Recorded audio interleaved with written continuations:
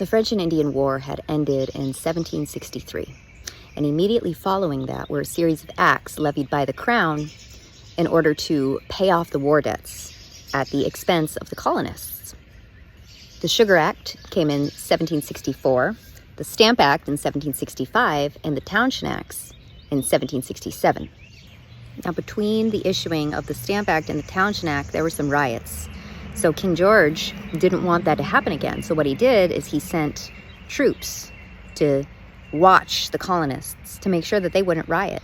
This was a standing army at peacetime, which was the 11th grievance in our Declaration of Independence.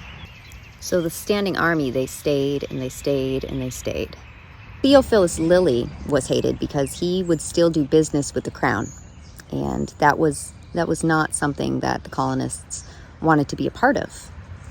So they were having one of their ordinary protests in front of Theophilus Lilly's store. And one of them had held up a sign that said informant regarding Ebenezer Richardson. Ebenezer arrived, he saw the sign, he got super pissed. He demanded the sign got taken down, and the colonists said no.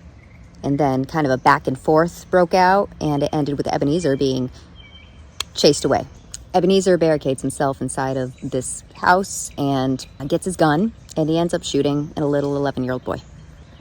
The boy tragically passes away. His name was Christopher Cedar. And Theophilus Lilly's trial was a major grievance in the Declaration of Independence. But we're not quite there yet. We're still in 1770, though. So the next thing to happen is the Boston Massacre, and this is a result of the anger that the colonists felt for the death of this little boy, and this resulted in the death of 5 more of them. Later that year, Ebenezer's trial was held, and the judge told the jury that they could not convict him of anything more than manslaughter. The jury did anyway. And as a result, the judge refused to levy a sentence for Ebenezer Richardson. Ebenezer Richardson was later pardoned and given a promotion by the king. The trial of the Redcoats from the Boston Massacre would follow, and John Adams, as we know, represented them, and he managed to get 6 of them off, and 2 of them had their charges dropped from murder, which would have had them hung, to manslaughter, which was just a brand on their hand. 1770 was wild. Moving on. 1771 and 1772 go by, and the tensions are building. Now, by 1773, King George had been doing business with the East India Company. Now, these people were the largest multinational conglomerate in the world, and King George had just given them the biggest tax break in the history of the universe, probably to this day. He had told them that they would not have to pay any taxes, but any of their product that got lost, destroyed, was not sold, they would be reimbursed for. And the colonists didn't like this because this made it impossible for their own business owners to compete. So in came the Boston Tea Party, December 16th, 1773. As we know, the colonists destroyed the tea and went about their lives. However, the crown was pissed. What would follow in March of 1774 were the Intolerable Acts.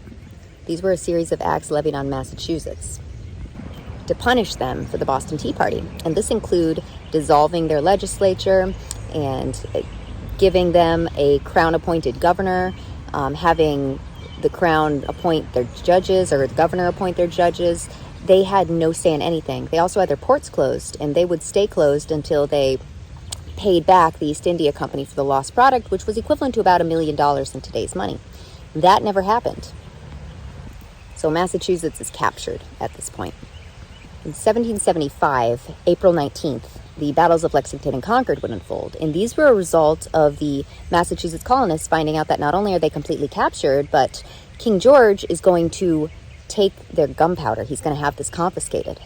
And once they got wind of this, they made a plan, and the plan was to stop them, and they did.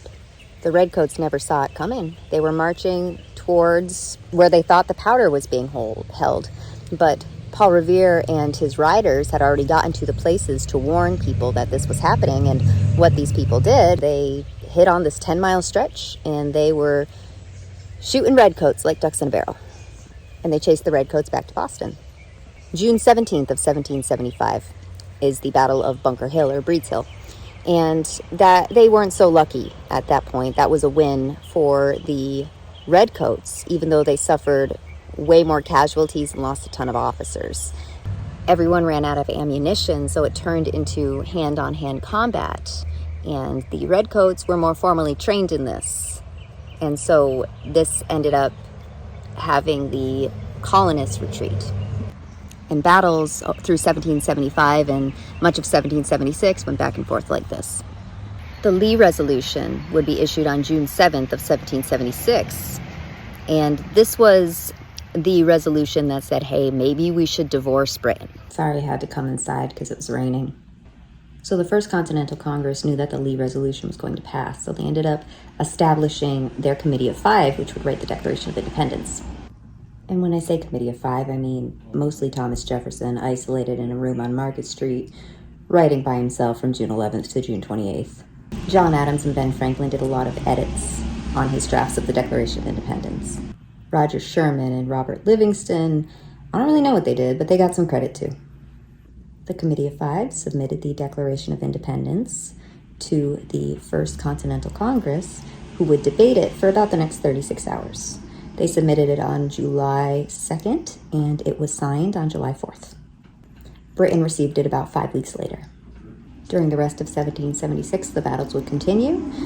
We get to Christmas night of 1776, and that is the famous crossing the Delaware and the Battle of Trenton, which was a key battle for Washington's troops to win. And they did. In 1777, the First Continental Congress decided that they needed some kind of agreement to help them rule. This was the Articles of the Confederation, and it was passed in 1777 and ratified in 1781. The surrender at Yorktown happened in October of 1781. In that time, there were battles and battles and battles. There were 165 principal engagements between 1775 and 1783. In 1783, the fighting finally stopped with the Treaty of Paris. So all was well, and everything was going to be fine and perfect after the Treaty of Paris. However, they were finding out that they couldn't enforce the Treaty of Paris because they didn't have a centralized federal government. As a result, the redcoats wouldn't leave. There were also British collectors who were trying to collect debts on American citizens that were pre-revolutionary. The First Constitutional Convention began on May 25th of 1787 and lasted through the signing of the Constitution, which was September 17th, 1787. James Madison is known as the father of the Constitution, and he had shown up early to the First Constitutional Convention with the blueprint for the Constitution with him. And he was inspired by the Greeks and the Romans and the Magna Carta and George Mason and John Locke. James Madison showed up to every meeting for the First Constitutional Convention, and he kept meticulous notes in a diary, notes that were found after he died and sold to the government and released to the public.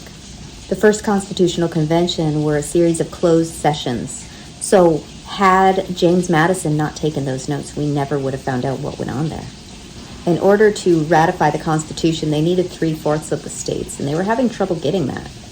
Hamilton, Madison, and Jay were able to sell the Constitution to some holdouts with the promise that a Bill of Rights would be added to it. These states were worried that there weren't enough protections for the individual liberties of the citizens and the rights of the states under the existing Constitution. So Thomas Jefferson told Madison that that would be a great idea if he just wrote one up. So Madison wrote down 17 rights as the original Bill of Rights. 12 of them were passed by Congress, and 10 of them were ratified by the states. President Washington sent the Bill of Rights out to all the states on October 2nd of 1789, and by December 15th of 1791, 10 of them were ratified. And the rest is history. Wars aren't short. I hope that you learned something. Take care of yourselves, take care of each other, and stay free.